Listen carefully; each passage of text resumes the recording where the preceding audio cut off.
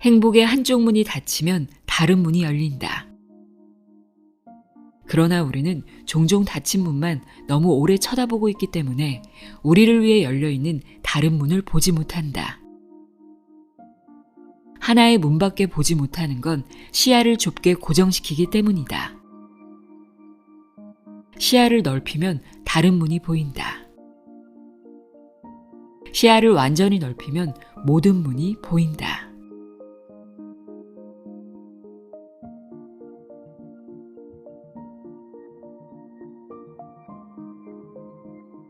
안녕하세요. 나의 소리책갈피 소리내어 읽다입니다.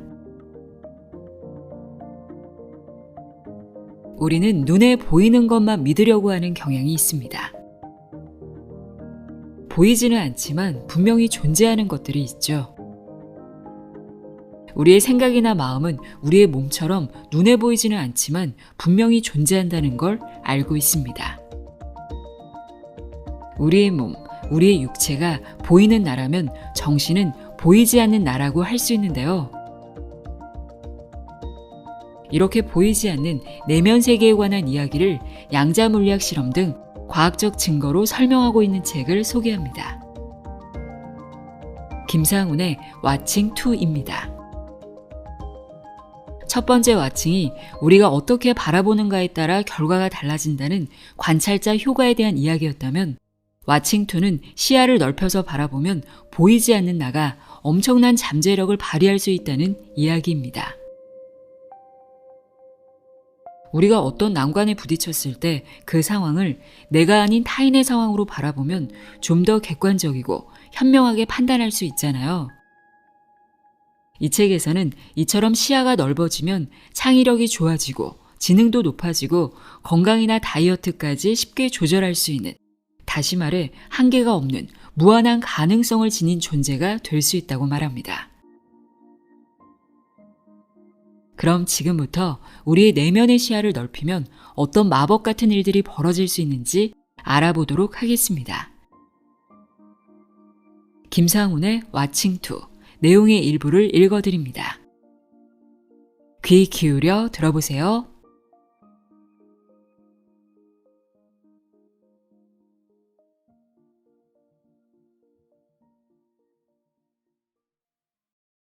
우리 반 아이들은 왜 공부를 못하지?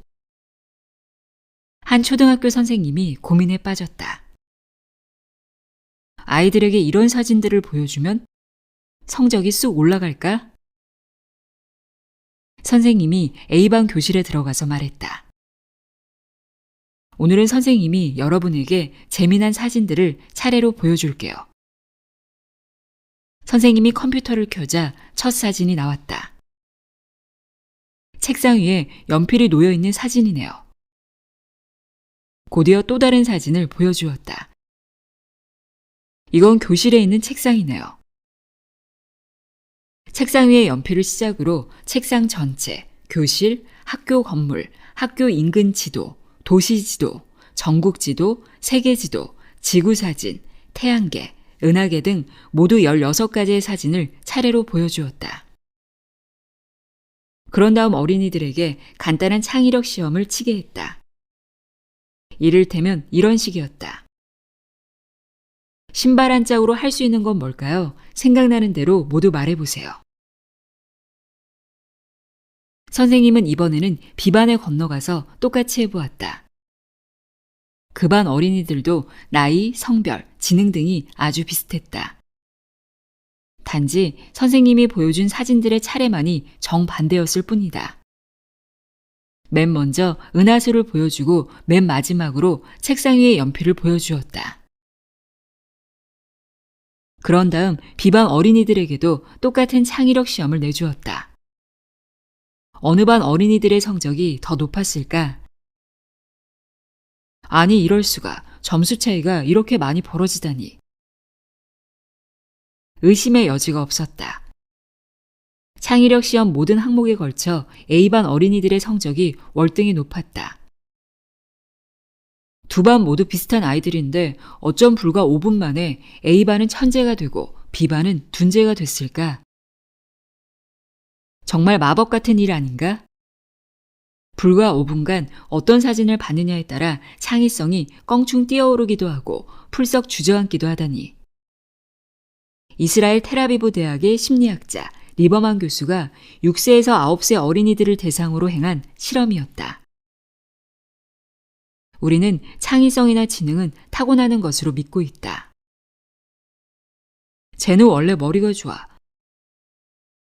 난 원래 머리가 나빠. 노력해봐야 소용없어. 이렇게 자신의 지능에 질의 한계를 그어버린다. 지능은 내 머릿속에 들어있는 것이라 생각하기 때문이다. 하지만 정말 그런가?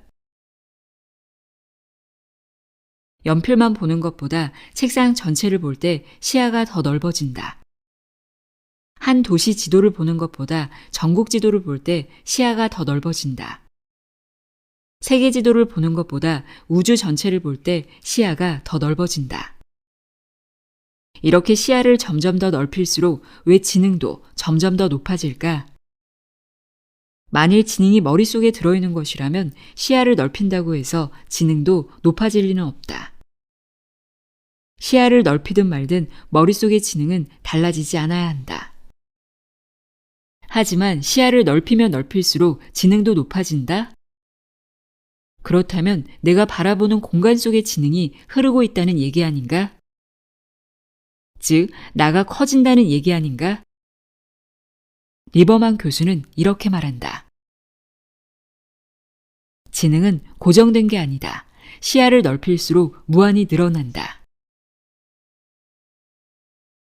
아인슈타인은 빗줄기를 타고 우주를 여행하는 상상을 하다가 빛이 휘어있다는 사실을 발견했다. 역사를 뒤바꾼 상대성 원리도 이렇게 시야를 우주로 어마어마하게 넓히면서 탄생했다. 노벨 문학상 수상자인 터키의 오르한 파무크는 훌륭한 소설을 쓰게 된 비결을 묻자 이렇게 대답했다.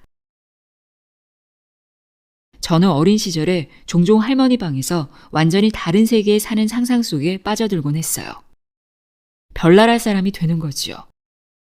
잠수함 속에 들어가 있는 상상도 하고요. 이상한 나라의 앨리스 등으로 유명한 영화감독 팀버튼은 어릴 때 침실에 틀어박혀 공포영화를 상상하면서 포스터를 그려내곤 했다. 그들은 모두 시야를 넓힘으로써 라가 커졌고 엄청난 성공을 거두었다. 그럼 거꾸로 장시간 TV 화면만 들여다본다면 어떨까? 나가 오그라들까? 텍사스대의 밴디워터 교수는 어린이가 TV를 1시간 시청할 때마다 창의성은 11%나 떨어진다고 말한다.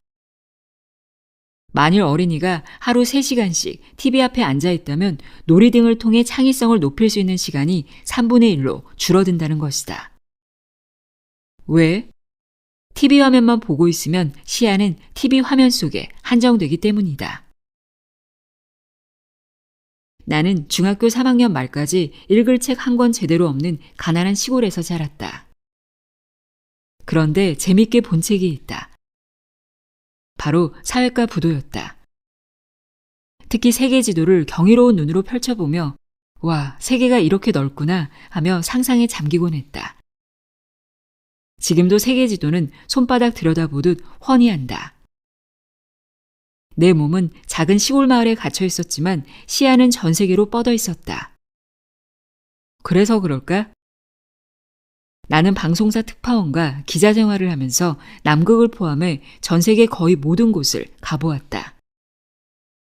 내가 세계 지도에서 보았던 나라들을 실제로 다 가보게 된 것이다.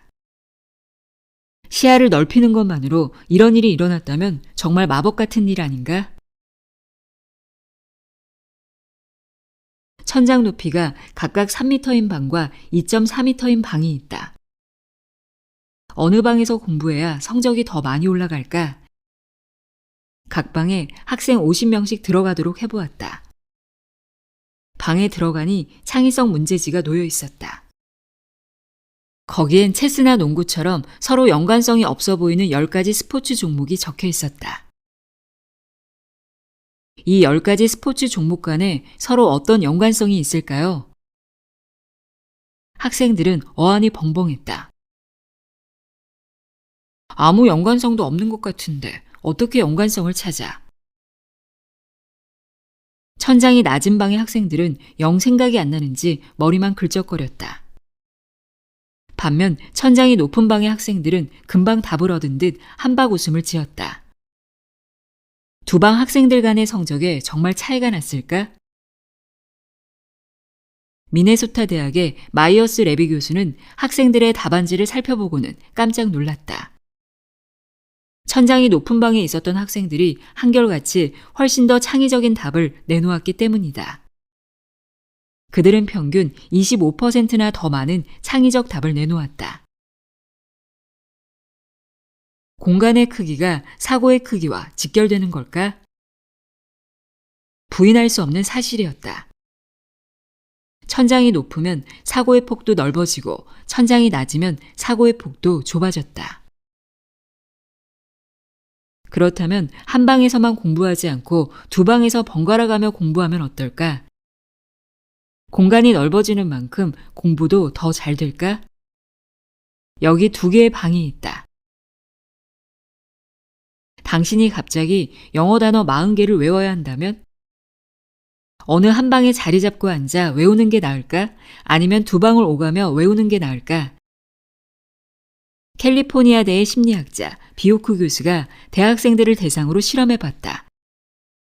결과는 두 방을 오가며 공부한 학생들의 성적이 평균 20%나 더 높았다. 한 방에 틀어박혀 있을 때보다 두 방을 오갈 때 나의 공간도 더 넓어지기 때문이다. 그렇다면 창문은 어떨까? 창밖으로 더 넓은 공간을 내다보면 공부가 더 잘 될까?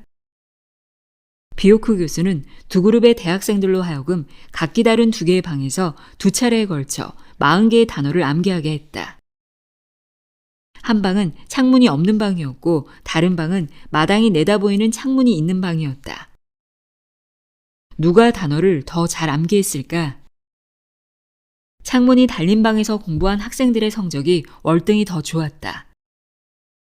대부분의 사람들은 넓은 창밖을 자주 내다보면 주의력이 산만해지는 것으로 알고 있다. 그래서 집중한다며 일부러 커튼을 쳐놓기도 한다. 하지만 사실은 정반대다. 코넬대의 심리학자 웰스는 7에서 12세 어린이들을 대상으로 이사하기 전과 후의 주의력을 시험해 보았다. 그 결과 창밖으로 정원이나 숲 등의 푸른 나무들이 많이 보이는 곳으로 이사한 어린이일수록 주의력 시험 성적이 가장 극적으로 높아졌다. 보스턴 건축대학의 코백 교수는 생활공간이 비좁은 곳에 사는 청소년들이 스트레스에 시달리는 비율이 압도적으로 높으며 마약이나 가정폭력의 희생자가 될 위험성도 크다고 지적했다. 캘리포니아 에너지위원회가 미국 초등학생 2만 1000명을 대상으로 조사해본 결과도 마찬가지였다. 창문이 넓은 교실에서 공부하는 학생들의 성적이 더 높았다. 그래서 일부 학교들로 하여금 큰 창문으로 바꾸도록 했더니 1년 만에 수학 성적은 20%가 높아졌고 읽기 성적은 26%나 높아졌다. 이번에는 세크라멘토시 고객 안내 전화 센터 직원들을 상대로 조사해 보았다. 똑같은 결과가 나왔다. 창문이 큰 사무실에서 일하는 직원들은 고객들의 전화를 평균 7에서 12% 더 빨리 처리하는 것으로 나타났다. 건강도 훨씬 더 좋았다. 전망이 좋은 사무실에서 일하는 컴퓨터 프로그래머들도 업무 집중도가 15% 더 높았다. 거꾸로 전망이 나쁜 사무실에서 일하는 프로그래머들은 업무 시간에 통화하거나 잡담하는 시간이 15%나 더 길었다. 캔자스대의 심리학자 애슐리는 60대까지의 성인들을 대상으로 창의력 시험을 치도록 해봤다. 그 결과 휴대폰, 아이패드, 인터넷이 없는 넓은 자연 속에서 사흘 이상 지내면 모든 연령층에 걸쳐 창의성이 50% 급증하는 것으로 나타났다. 그래서 예로부터 세계적인 철학자들이나 사상가들, 예술가들, 과학자들은 거의 예외 없이 넓은 공간에서 산책을 즐겼다. 공간이 넓어질수록 머리가 잘 돌아간다는 사실을 체험적으로 터득했기 때문이다.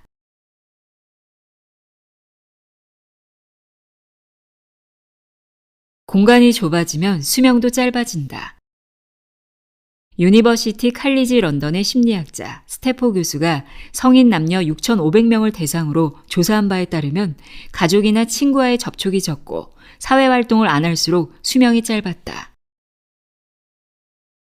그렇다면 천장의 높이도 건강에 영향을 미칠까?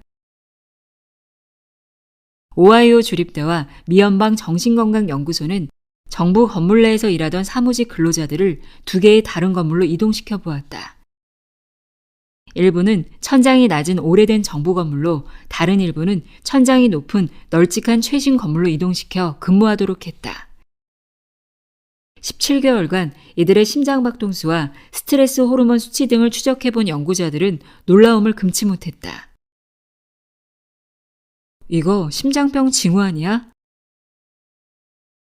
천장이 낮은 건물에서 일하게 된 근로자들의 스트레스 호르몬 수치가 눈에 띄게 치솟았던 것이다. 그렇다면 녹지 공간은 어떨까? 녹지 공간도 건강에 영향을 끼칠까? 암스테르담의 VU 대학병원 연구진은 네덜란드 시민 35만 명의 건강 기록을 살펴보았다. 놀라운 사실이 드러났다. 자신의 거주지 반경 1km 이내에 녹지 공간이 있는 사람들과 없는 사람들의 건강 상태가 눈에 띄는 차이를 보이는 것 아닌가? 예컨대 반경 1km 이내에 10% 정도의 녹지 공간밖에 보이지 않는 곳에 사는 사람들은 1000명당 26명이 우울증이었지만 90%의 녹지 공간이 보이는 곳에 사는 사람들은 18명만 우울증이었다. 심장병, 척추질환, 당뇨, 우울증, 호흡기 질환 등 거의 모든 질환도 비슷한 차이를 보였다. 글래스고우 대학의 미첼 교수 등은 2001년부터 2006년 사이에 사망한 37만 명의 기록을 분석해 보았다. 그 결과 자신이 거주하는 지역에 아주 작은 녹지 공간만 있어도 뇌졸중과 심장병 등 치명적인 질병으로 사망할 확률이 크게 떨어졌다. 녹지 공간은 동네만 아름답게 꾸미는 게 아니네요. 건강에 결정적인 영향을 미쳐요. 넓은 창밖이 내다보이는 병실에서 생활하면 건강이 더 빨리 회복될까? 텍사스 A&M 대학의 울리치 교수는 위 수술을 받고 회복 중인 환자들에게 두 가지 병실에서 생활하도록 해보았다. 어떤 환자들은 창밖으로 나무가 내다보이는 병실에 들어갔다. 다른 환자들에게는 벽만 보이는 병실이 주어졌다. 결과는 확 트인 자연이 내다보이는 병실에서 생활한 환자들의 퇴원 속도가 더 빨랐고 합병증도 적었으며 진통제를 훨씬 덜 처방받았다. 나무에서 흘러나오는 기운 때문일까?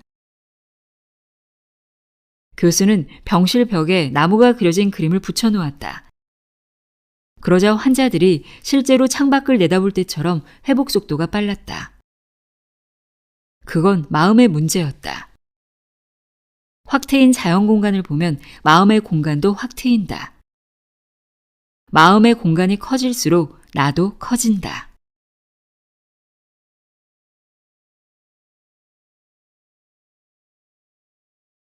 시야를 넓힐수록 운도 좋아질까? 영국 유니버시티 칼리지 런던의 맥크리 교수는 사람들이 어떻게 행운을 만나게 되었는지를 조사해 보았다. 행운은 우연히 일어나는 게 아니죠. 자신의 범위를 좁게 한정시키지 않고 시야를 넓힐수록 운이 좋아집니다. 심리학자 와이즈먼 교수도 몇 년간 운을 연구해 보았다. 한 실험에서 사람들에게 신문을 읽으며 사진이 몇 개나 실려 있는지 세어보라고 했다. 그런데 어떤 사람들은 너무나 쉽게 답을 알아냈다. 이 신문에 실린 사진은 모두 43개네요. 그들은 어떻게 금방 답을 알아냈을까? 교수는 실험에 앞서 신문 속에 몰래 이런 글이 적힌 종이 쪽지를 집어넣었다. 사진을 셀 필요 없어요. 신문 속엔 43개의 사진이 실려 있어요. 대부분의 사람들은 긴장된 표정으로 오로지 사진을 세는 데만 초점을 맞췄다. 다른 건 시야에 들어오지 않았다. 하지만 답을 쉽게 맞힌 사람들은 편안한 자세로 사진만 보는 게 아니라 신문 전체를 살펴보았다. 좁은 시야를 가진 사람들은 운이 나빴고 넓은 시야를 가진 사람들은 운이 좋았다. 맥크리 교수는 운이 좋아지려면 다음과 같이 하라고 조언한다. 시야를 넓히라. 환경을 바꾸고 산책을 즐기는 등 바라보는 공간을 넓히라. 눈과 귀를 열어놓으라. 낯선 것에 저항하지 말고 새로운 가능성을 열어두라. 나의 범위를 국한시키지 말라. 새로운 음식, 장소, 생각에 마음을 열라. 시야를 넓히면 내가 바라보는 공간도 넓어진다. 공간이 넓어지는 만큼 공간 속의 모든 것들이 내 의도대로 움직이는 놀라운 마법이 일어난다.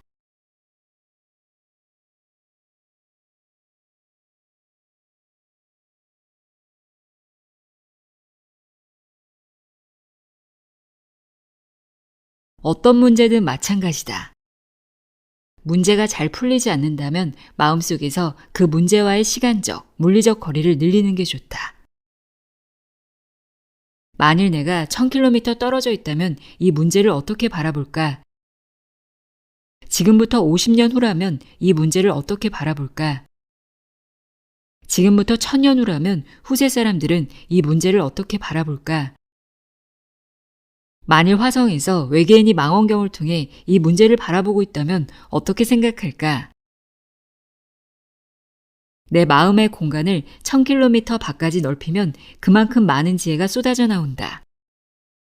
내 마음의 공간을 1000년 후까지 늘려도 그만큼 많은 지혜가 쏟아져 나온다. 마음의 공간을 넓히면 넓힐수록 나는 무한히 퍼져나간다. 만일 내가 몸속에 갇혀있는 존재라면 마음의 공간을 넓힌다고 해서 창의력도 덩달아 높아지는 현상은 일어나지 않아야 한다. 하지만 사실은 어떤가? 마음의 공간을 넓힐수록 창의성도 껑충 뛰어오른다. 나는 마음의 공간을 넓힐수록 점점 커지는 무한한 존재인 것이다. 해리포터 시리즈를 써서 세계 최고의 부자 작가가 된 영국의 조앤 롤링은 달리는 기차 안에서 아이디어를 얻었다고 밝혔다. 세계적인 물리학자 프리먼 다이스는 오랫동안 아무도 풀지 못했던 양자 물리학 문제에 대한 영감이 버스를 타고 가던 중 갑자기 떠올랐다고 말했다. 해밍웨이는 쿠바에 살면서 명작을 썼고 고갱은 남태평양의 타히티 섬에서 명화를 그렸다. 마크 트웨이는 생애 최초의 베스트셀러를 배를 타고 가면서 썼다. 이들의 공통점은 자신의 집을 벗어나 멀리 떨어진 곳을 여행하면서 혹은 먼 이국 땅에서 영감을 얻었다는 것이다. 마음의 공간을 넓힐수록 영감을 얻기가 쉬워진다는 얘기다.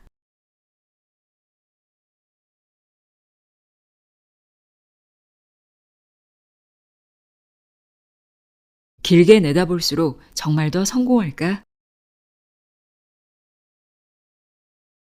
유재석의 성공 비결은 뭘까?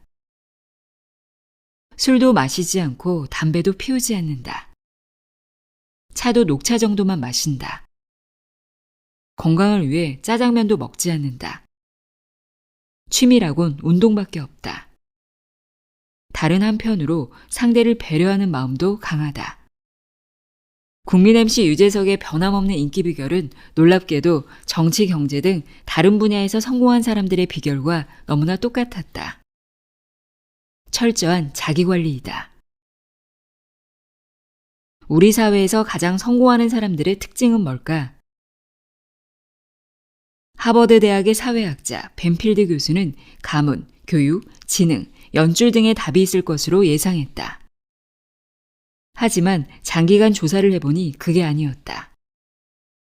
답은 시간적 시야였다. 시간적 시야란 지금 뭘 할지를 결정할 때 시간적으로 얼마나 길게 내다보느냐 하는 것이다.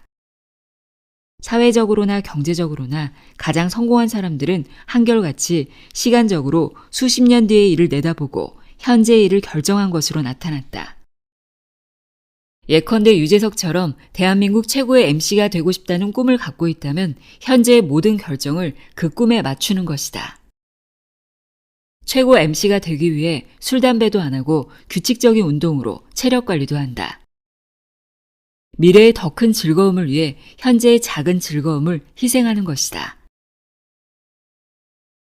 자녀가 대학에 갈 때를 대비해 갓난아기 때부터 매월 10만 원씩 저축한다면 길게 내다보는 것이다. 퇴근 후 TV를 볼까? 아니면 아이와 함께 놀까? TV를 보는 건 지금의 순간적인 즐거움이다. 자라나는 아이와 노는 건 지금의 기쁨이기도 하지만 아이의 행복과 건강을 위한 장기적인 투자이기도 하다. 벤필드 교수는 사회적으로 최상위층에 진입하는 사람일수록 시야도 길다는 사실이 놀라웠다. 시야가 길수록 높이 올라요. 신기한 현상이죠. 암스테르담 대학의 심리학자 포스터도 비슷한 실험을 했다. 그는 사람들을 두 그룹으로 나눠 각기 다음과 같은 질문을 생각하게 했다. A그룹에게 1년 후 나의 삶은 어떨까 하고 생각하게 했다. B그룹에게 내일 나의 삶은 어떨까 하고 생각하게 했다. 그런 다음 두 그룹에게 창의성 시험을 내주었다. 결과는 A그룹의 창의성 성적이 B그룹보다 훨씬 높았다. 한 사업가는 손을 대는 사업마다 성공한다. 비결을 알아봤더니 너무 간단하다. 저는 길게 내다봐요. 10년 후 나는 이 사업을 어떻게 되돌아볼까 이렇게 상상하면 일이 잘 풀려요. 이렇게 시간적 시야를 넓히는 것만으로도 성공 확률이 높아진다. 시간적 공간이 커지는 만큼 나도 커지기 때문이다. IQ가 높으면 공부를 잘할까? 성적을 예측할 수 있게 하는 변수는 뭘까? 심리학자 셀리그먼과 더크워스는 중학교 2학년생 164명을 대상으로 여러 항목을 조사해 보았다. 결과는 놀랍게도 IQ는 큰 잣대가 아니었다. 미래의 성적을 예측할 수 있는 가장 정확한 잣대는 자제력이었다. IQ보다 2배나 더 정확했다. 자제력은 순간적인 충동을 이겨내는 힘이다. 그렇다면 자제력을 어떻게 키울 수 있을까? 오하이오 주립대의 후지타 교수는 대학생들에게 2가지 방법으로 질문해 보았다. A그룹에게 이렇게 질문했다. 여러분은 왜 건강을 유지해야 하죠? B그룹에게 이렇게 질문했다. 여러분은 어떤 방법으로 건강을 유지하죠? A그룹 학생들은 각기 나름대로 건강을 유지해야 하는 목적을 생각해 보았다. 이를테면 이런 것들이었다. 공부를 잘하기 위해서는 건강을 유지해야지. 꿈을 이루기 위해서는 건강을 유지해야지. B그룹 학생들은 운동하죠, 건강식을 먹죠 등과 같은 대답을 했다. 그런 다음 교수는 A, B 두 그룹의 손의 악력을 측정해 보았다. 이 손잡이를 꽉 잡고 있어 보세요. 최대한 오래. 이 실험은 손의 악력 자체를 시험하려는 게 아니었다. 각자의 기준 악력보다 얼마나 더 참을성 있게 손잡이를 잡고 버티는지를 알아보려는 시험이었다. 어느 그룹이 더 오래 잡고 있었을까? 목적을 생각한 A그룹은 기준 악력보다 11.1초 더 오래 잡았다. 구체적인 방법을 생각한 B그룹은 기준 악력보다 4.9초 더 오래 잡았다. 놀라운 차이가 벌어졌다. 시야를 좁혀서 생각한 학생들보다 시야를 넓혀서 생각한 학생들이 2배도 넘는 자제력을 발휘한 것이었다. 왜 이렇게 큰 차이가 벌어졌을까? A그룹에게 던진 질문은 건강을 유지하는 목적을 묻는 질문으로 시야를 넓혀 큰 그림을 보게 한다. 반면 B그룹에게 던진 질문은 건강을 유지하는 구체적인 방법을 묻는다. 이것은 시야를 좁혀 작은 그림을 보게 한다. 단지 시야를 넓히는 것만으로 돌연 나의 덩치가 2배나 커진 것이다. 다른 방법으로 실험해봐도 마찬가지 결과가 나왔다. 넓고 멀리 볼수록 중간에 포기하고 싶은 순간적인 유혹을 물리치는 자제력이 훨씬 더 커졌다. 이렇게 자제력이 큰 사람일수록 공부를 위해 음주나 TV 시청 등을 피하고 건강을 위해 운동 등에 투자했다. 시야를 넓히는 만큼 나가 커지는 것이다.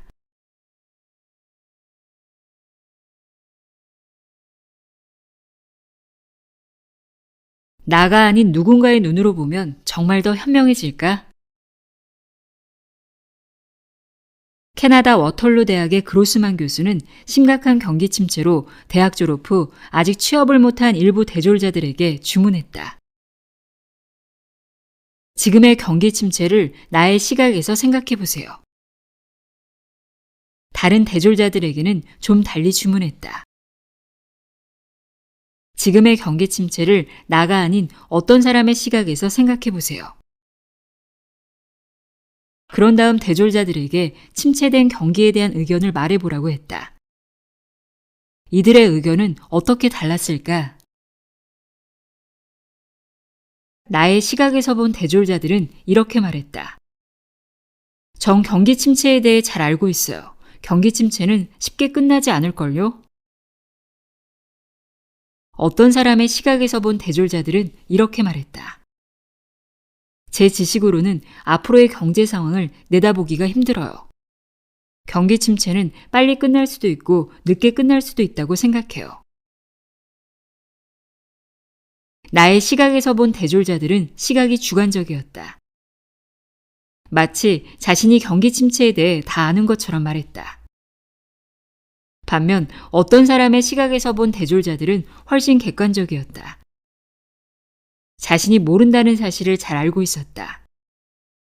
나의 공간을 어떤 사람에게까지 넓혔기 때문이다. 이번에는 대통령 선거를 앞두고 정치적 성향이 강한 진보 보수 유권자들에게 주문했다. 여러분이 강한 애착을 느끼는 2가지 정치 문제에 대해 생각해 보세요. 그런 다음 다시 말했다. 만일 여러분이 지지하는 후보가 떨어지고 반대당 후보가 당선된다면 참 실망스럽겠죠. 그렇게 되면 여러분이 관심 깊게 보는 정치 문제는 어떻게 될까요? 여러분의 생각을 솔직하게 얘기해 보세요. 그러면서 교수는 앞서 실험처럼 2가지 방식으로 얘기해 보라고 했다. 나의 시각에서 본다. 나는 이 문제가 어떻게 될 거라고 생각하는가? 누군가의 시각에서 본다. 누군가는 이 문제가 어떻게 될 거라고 생각할까? 이번에도 어떤 시각으로 보느냐에 따라 큰 차이가 났다. 누군가의 시각으로 본 사람들이 훨씬 더 현명하게 얘기했다. 그들은 훨씬 더 협조적이었고 당파적인 시각에서 벗어나 있었다. 현명한 사람들은 어떤 상황에 대한 고정된 편견을 갖고 있지 않다. 모든 상황은 변할 수 있다고 생각한다. 또 자신의 지식엔 한계가 있다는 사실도 순수히 받아들인다. 현명함은 타고나는 게 아니다. 시야를 넓히면 넓힐수록 점점 더 현명해진다. 최고의 전문가라면 이 문제를 어떻게 볼까? 링컨이라면 이 문제를 어떻게 생각할까? 이렇게 시야를 남에게까지 넓히면 넓힐수록 나는 그만큼 더 많은 지혜를 얻는다. 나의 공간이 넓어지기 때문이다.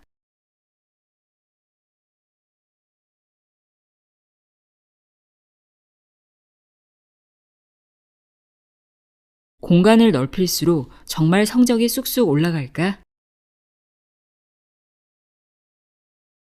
난 왜 공부를 못하지?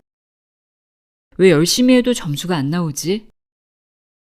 난 원래 머리가 나쁜가? 고민투성이의 소년이 세계적인 심리학자가 됐다. 그러고 나서도 어릴 적 고민이 떠올랐다. 아무리 달달 외웠던 것도 왜 시험 보는 순간엔 깜빡했던 걸까? 그는 전혀 생소한 단어 100개를 만들어 놓고 단 하루 만에 완벽하게 외우기 위해서는 얼마나 많은 반복 작업이 필요한지를 실험해 보았다. 벼락치기를 해본 것이다. 와, 무려 68차례나 반복해서야 완전히 암기되네. 이번엔 3일간에 걸쳐 암기해 보았다. 이렇게 나누어 암기했더니 놀랍게도 38차례 반복만으로도 완벽하게 암기되는 것이 아닌가? 나눠서 암기하면 노력이 절반으로 줄어드네. 이처럼 한꺼번에 암기하는 것보다 시간적 간격을 두고 나누어 암기하면 암기 효과가 커지는 현상을 심리학에서는 간격 효과라고 한다. 그는 그 이후에도 스스로 무수한 암기 시험을 치러가며 연구한 끝에 마침내 이런 결과를 얻었다. 사람들은 아무리 달달 암기했던 것이라도 1시간만 지나면 55%, 하루 지나면 67%, 한 달쯤 지나면 90%를 망각하게 된다. 이것이 이른바 망각 곡선이다. 독일의 심리학자 에빙하우스의 이야기다. 이 곡선이 말해주듯이 무엇이든 완벽하게 기억하려면 단번에 왕창 외우는 건 큰 소용없다. 한 달쯤 지나면 어차피 90%는 까먹게 되니까.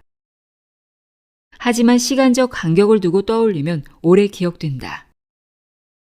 이런 궁금증이 들 것이다. 왜 시간적 간격을 두고 암기하면 더 오래 기억될까? 이유는 간단하다. 생각 사이의 거리를 넓힐수록 나의 공간도 커지기 때문이다. 예컨대 하루 만에 달달 외우고 덮어버리면 아무 시간적 거리도 생기지 않는다. 하지만 일주일 후에 또 외우면 일주일간의 시간적 거리가 생긴다. 그러다가 일주일 후에 또 외우면 2주일간의 시간적 거리가 생긴다. 1981년 프랑스의 심리학자 블룸과 슈엘도 비슷한 실험을 했다. 그들은 학생들을 두 그룹으로 나누어 새 프랑스어 단어 20개를 외우도록 했다. 첫째 그룹에게는 이렇게 말했다. 딱 한 번의 기회입니다. 30분간 열심히 암기해 보세요.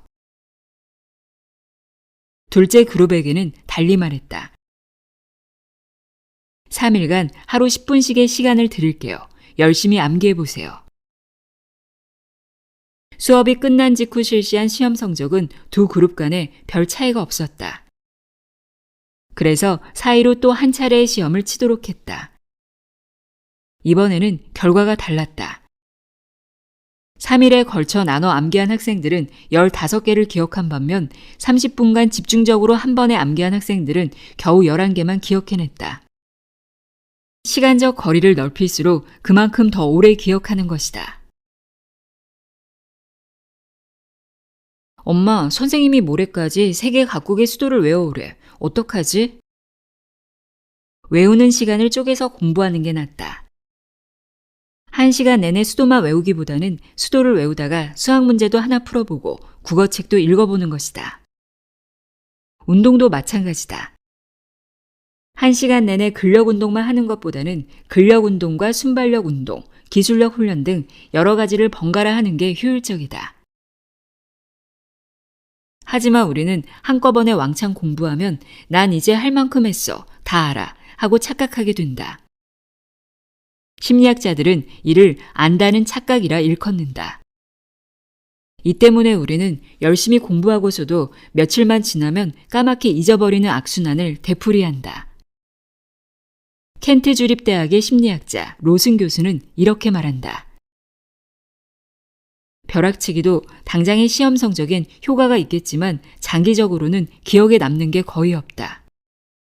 기왕에 똑같은 시간을 투입해서 공부할 바엔 기억에 오래 남도록 미리 쪼개서 공부하는 게 훨씬 낫다. 평소 공부할 때도 마찬가지다. 하루에 한 단원을 전부 끝내는 것보다는 며칠에 걸쳐 작게 쪼개어 공부하는 게 장기적으로 오래 기억된다. 공부하는 사이사이의 공간이 커질수록 그만큼 영구적으로 기억된다. 공간의 크기가 나의 크기이다. 시간에 쫓겨도 나의 공간이 좁아진다. 하버드 대학의 아마빌레 교수는 미국 굴지의 첨단 업체 7곳의 고학력 직원 238명을 대상으로 시간과 창의성 간의 관계를 조사해 보았다. 그 결과 시간에 쫓기는 날엔 직원들의 창의성이 평균 45%나 뚝 떨어지는 것으로 나타났다. 사람들은 시간에 쫓길 때 창의성이 가장 떨어진다. 당일뿐만 아니라 사흘간 계속 창의성이 떨어진다. 시간에 쫓기면 문제에 깊이 몰입하지 못하기 때문이다. 창의성이 피어오르려면 부하기가 필요하다. 여기서 부하기란 시간적 거리를 말한다. 시간적 거리가 좁아지면 나의 공간도 작아져서 자연히 창의성도 떨어진다.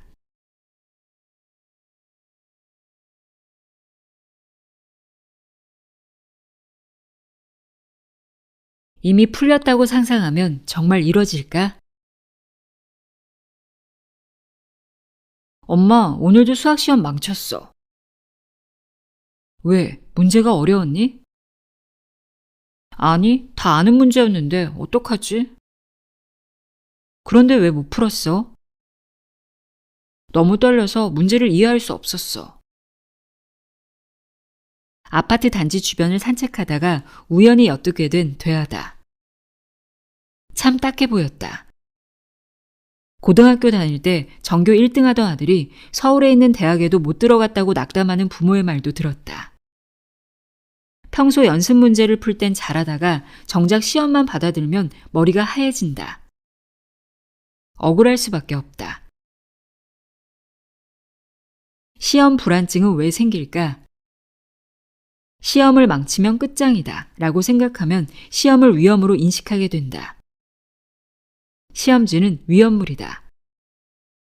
마음속엔 극도로 불안한 생각만 가득해진다. 문제를 풀기 위한 생각들이 끼어들 공간이 없다. 시야도 흐려진다. 뭐가 뭔지 제대로 보일 리 없다. 시험 문제만 그럴까?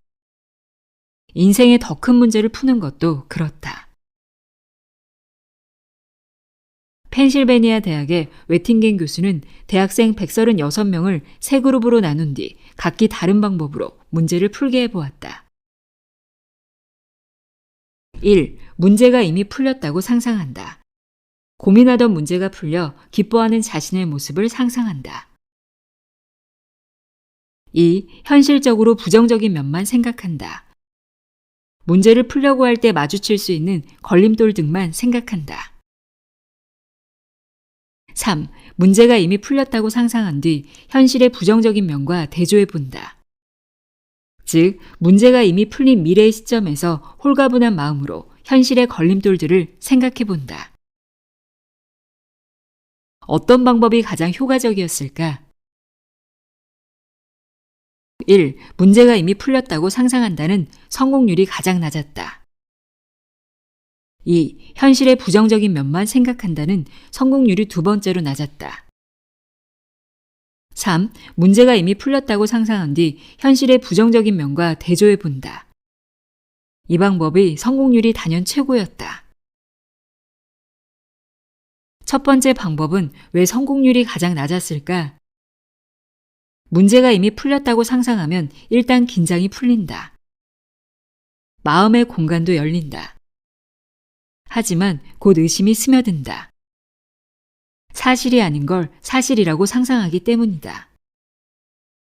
의심을 품기 때문에 다시 마음의 공간이 닫힌다.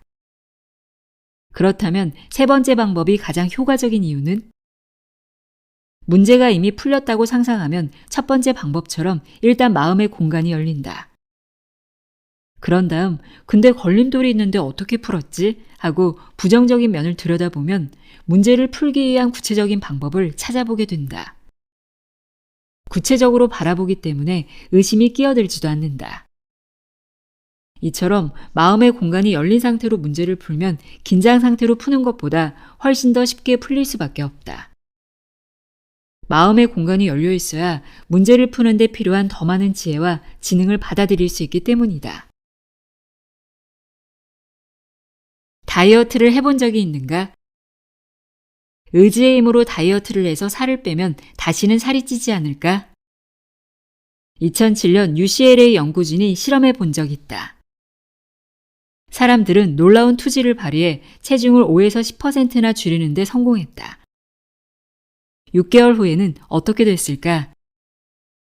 살 뺀 사람들의 3분의 2가 다시 살이 쪘다. 생리학자인 키즈는 사람들에게 엄격한 다이어트 실험을 해보았다. 석 달 만에 모든 사람의 체중이 크게 줄었다. 이렇게 말해보았다. 이제 체중이 많이 줄었으니 마음껏 먹어보세요. 사람들은 다이어트 전보다 최고 8배나 더 많이 먹었다. 다이어트는 영구적인 방법이 아니다. 세계에서 가장 권위 있는 다이어트 전문가로 꼽히는 맥키나 박사는 이렇게 단언한다.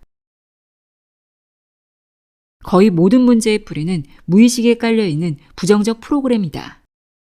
그 프로그램을 바꾸지 않으면 영구적으로 바뀌지 않는다.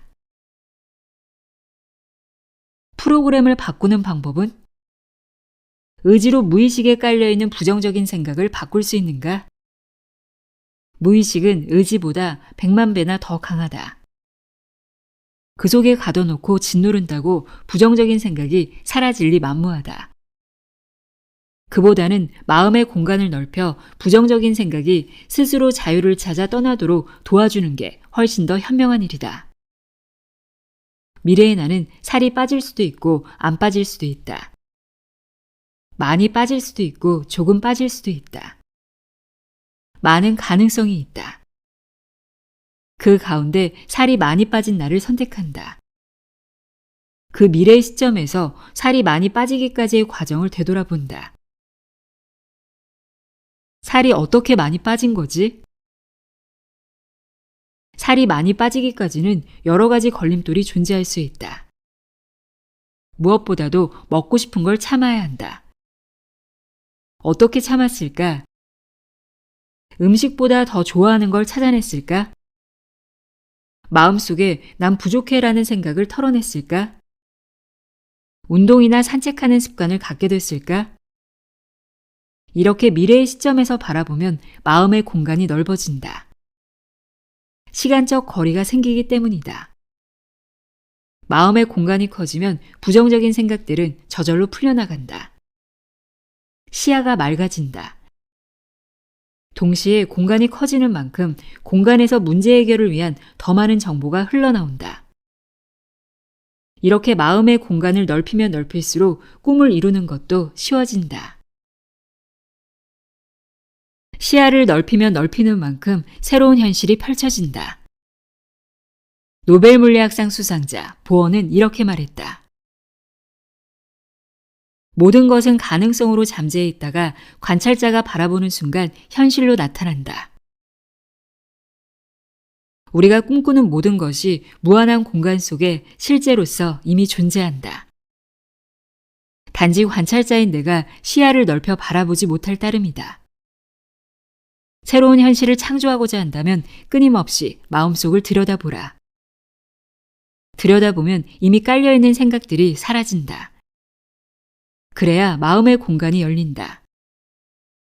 마음의 공간이 활짝 열려 있어야 새로운 현실 창조에 필요한 지혜, 창의성, 지능 등 모든 정보를 받아들일 수 있지 않겠는가? 닫힌 마음은 아무것도 받아들이지 못한다. 받고자 하는 마음은 활짝 열려 있어야 한다. 왓칭 2 읽어드렸는데요. 이 책을 읽고 어떤 상황에서든 시야를 넓혀서 바라보는 습관을 가져야겠다는 생각이 들더라고요. 왓칭 1과 마찬가지로 신기하고 재미있는 실험 결과들이 많이 소개되어 있는데요. 내용을 더 깊이 이해하고 싶다면 책을 직접 읽어보시길 바랍니다. 오늘도 함께 해주셔서 고맙습니다.